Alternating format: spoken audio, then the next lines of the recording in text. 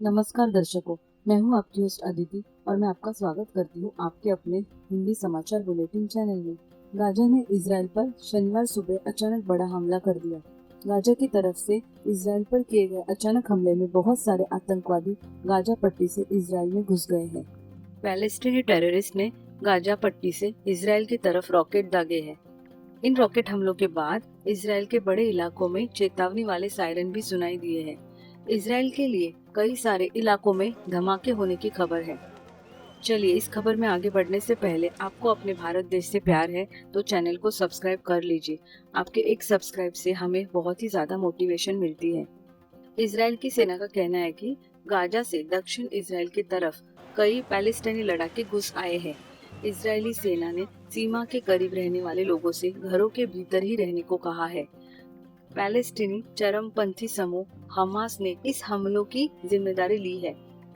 Gaza पट्टी पर शासन चलाने वाले चरमपंथी समूह हमास ने कहा है कि हमने केवल 20 मिनट के भीतर इजराइल की तरफ 5000 रॉकेट दागे हैं। हमास के प्रमुख ने इजराइल हमलों के बाद एक बयान में कहा कि अब बहुत हो चुका, इसके आगे हम न चुप रहेंगे न ही इजराइल को शांति से रहने देंगे। हमास ने इस ऑपरेशन को अल अक्सा स्टॉर्म नाम दिया है। हमास के प्रमुख ने कहा, हम दुश्मन को पहले ही चेतावनी दे चुके हैं। इजरायली कब्जाधारियों ने हमारे नागरिकों के खिलाफ सैकड़ों नरसंहार किए हैं। कब्जाधारियों की वजह से इस साल सैकड़ों लोग शहीद हुए हैं और कई सारे लोग घायल भी हुए हैं। हम ये घोषणा करते हैं कि दुश्मन के ठिकानों, एयरपोर्ट्स और सैन्य अड्डों पर किए गए हमले में 5000 से अधिक रॉकेट दागे गए हैं। हमास के हमले के बाद इजराइल डिफेंस फोर्स की तरफ से जारी पहले बयान में कहा गया है कि गाजा पट्टी की तरफ से कई लड़ाके इजराइल में घुस आए हैं। हमास के कमांडर ने लेबनान के लड़ाकों से इजराइल के खिलाफ लड़ाई में शामिल होने के लिए भी कहा है।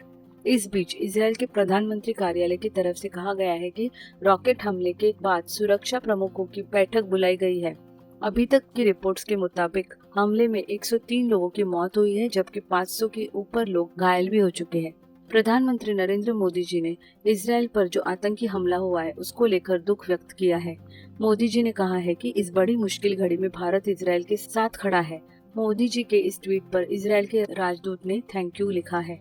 आतंकी हमले में जो निर्दोष है, जो पीड़ित है, उनके प्रति संवेदनाएं प्रधानमंत्री मोदी जी ने व्यक्त की है। जो हालात इजराइल में लगातार बने हुए हैं उस पर पूरी दुनिया की नजर है। अमेरिका, फ्रांस हर तरफ से इस बयान पर सामने आ रहे हैं कि हम इजराइल के साथ हैं। हमास के इस आतंकी हमले का इजराइल ने जवाबी कार्यवाही का पूरा मन बना लिया है। तस्वीरों में आप देख रहे हैं अफसर किस तरह से अफरा तफरी का माहौल है। चलिए फिलहाल इस खबर में बस इतना ही। मैं आपको मिलूंगी ऐसी किसी ताज़ा खबर में। अभी तक आपने चैनल को सब्सक्राइब नहीं किया है तो चैनल को सब्सक्राइब कर लीजिए और वीडियो को भी लाइक और शेयर कीजिए ताकि आपको ऐसी ताज़ा खबरें सबसे पहले मिलती रहे। मैं जय हिंद बोलकर आपसे विदा लेती हूँ। जय हिंद, आपका दिन शुभ हो।